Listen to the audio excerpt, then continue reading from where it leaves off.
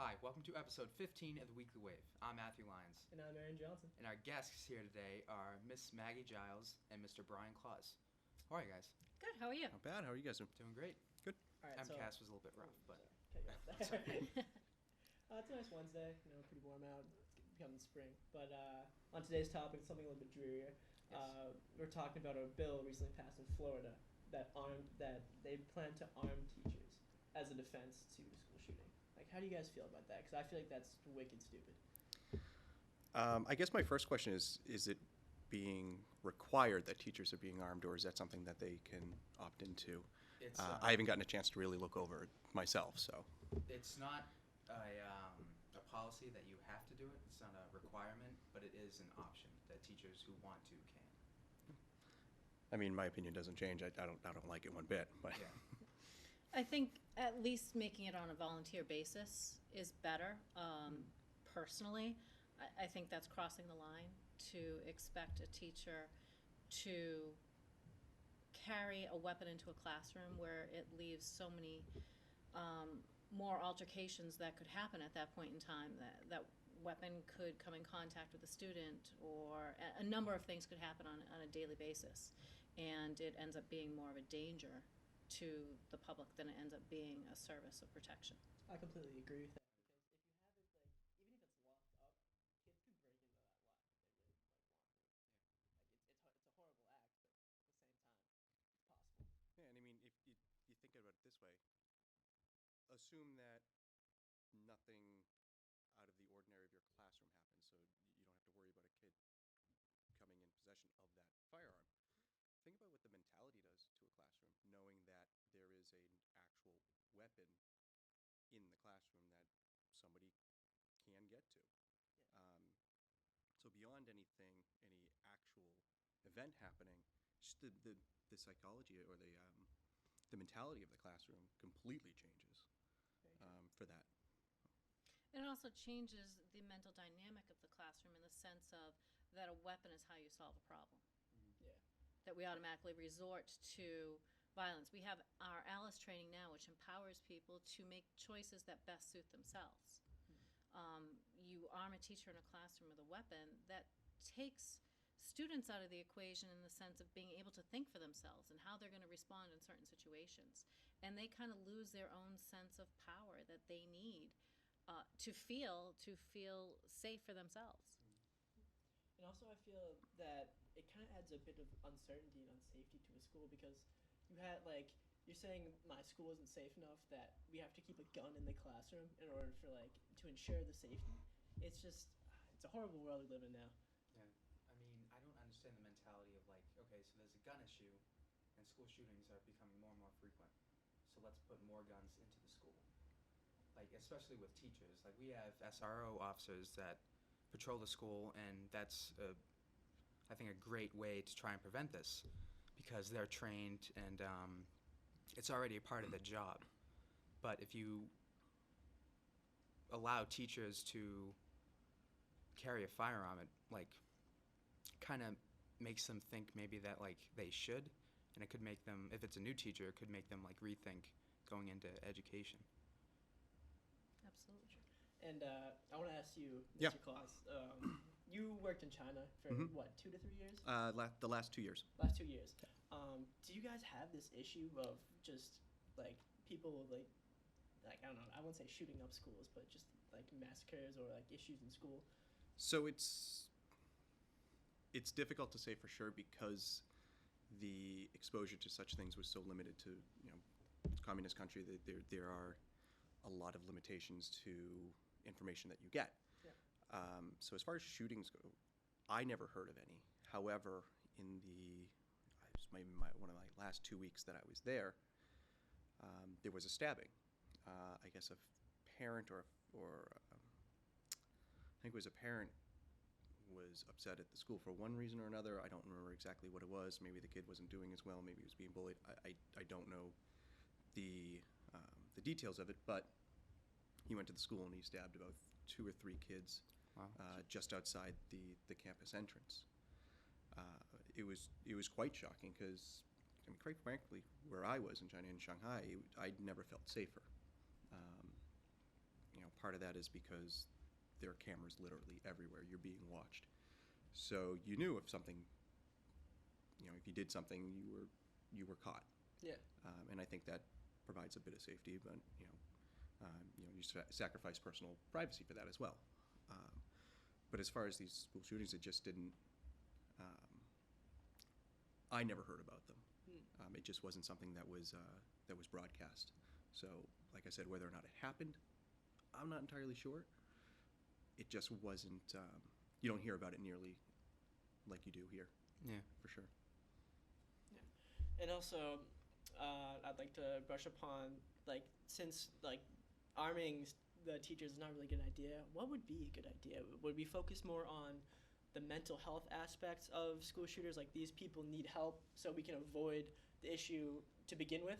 So, like say, like, bullying is happening in the school, or the kid's doing, like, I don't know what caused him or her to do such a heinous act, but should we focus more on, like, the core mental health of kids, or should we focus on preventing or reacting to school shooters like Alice drill? It's kind of like a reaction. Yeah, like proactive versus reactive. Yeah, should we be proactive and kind of like kill it at the source? But also, I don't think it'd be easy to kill at the source because we can't just assume everybody's a shooter. So what I'm asking you guys, what would be an effective, in your mind, what would be an effective strategy to kind of get rid of this? It's a loaded question. Tag 'em it. Yeah, it's a loaded question. You can jump in there take your first. time. So I think we move forward to an Alice drill. It's something that's been used with the military for years. It's about being proactive, being aware of your surroundings, and being able to advocate for yourself.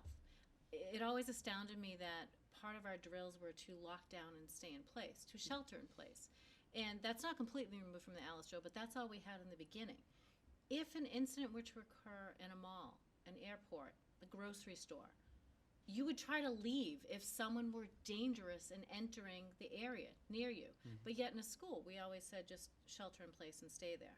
So that kind of always messed with my mind a little bit. Now that we're moving forward, we have these strategies in place.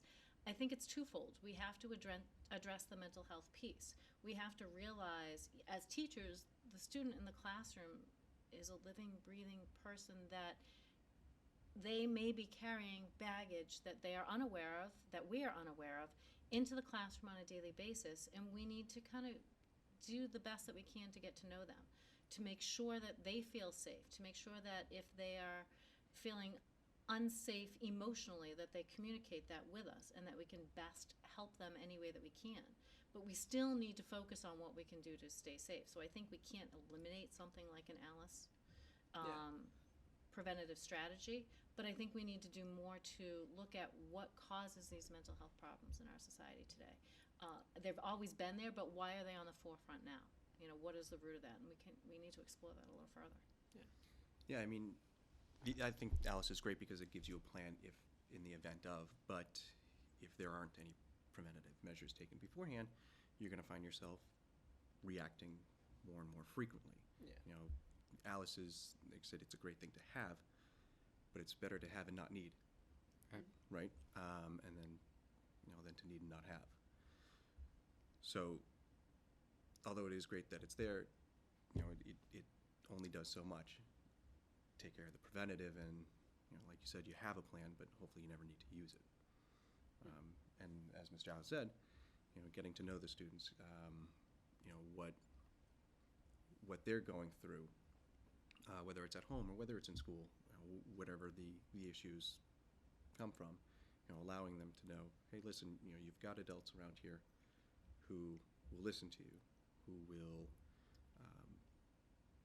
open up with you, who will ultimately take care of you. Yeah. That's part of the reason why we chose this profession. Is we care about people and we want to help them in any way that we can. So I think that's the best place to start. But as we said, it's always good to have a reactionary plan, if ever need be. Going back to the bill that was passed in Florida, what do you guys think is going to happen in like the coming weeks or the coming months in Florida, like as a reaction from students and teachers as well to the bill? It's funny, it seems that most events occur in Florida. um, Not like the rest of us. and there is a change because of the location. It's our most southern state, even though in my mind it doesn't, to me, represent as the Deep South, Yeah. as Texas would. I mean, you talk about arming a teacher in a Texas classroom, it's totally different because the mindset of carrying a weapon is different in that state. So because Florida's still East Coast, there's a more reserved mindset. We have that right to bear arms, but when it comes to the classroom, I think, and it comes to the state of Florida, I think people are going to start to divide in the sense of, yes, we need to do this because of instances that have recently occurred in our state. And then I think there's going to be that other side that is going to say, no, it's not their job, it's unsafe to have a weapon in the school, what if someone gets their hands on it, and they're going to argue both sides. I don't think that there's going to be an easy solution for them. I think it's going to cause a lot of controversy. It may also cause a lot of teacher turnover for teachers who might be in buildings that do not feel supported by the administrative staff, that may make them feel like they have to carry a weapon when they're not comfortable with that. I think it's going to make a lot of people rethink going into the field in that state or an early exodus from that field in that state. All right. Well, I think that was a great discussion. Yeah, Can we ask you one question? sure. Absolutely. Since you're students in the classroom, what do your teachers need to do to make you feel like you can come to us if you are struggling with an issue? I feel like, well, me personally, a lot more teachers are doing this now. They're becoming more personable with children. Like we have this English teacher, Mr. Cutter. He's been on the show before. He's a very funny dude. He's personable. He's a down to earth person that I can relate to. So I feel comfortable going to him. So I feel like teachers really need to.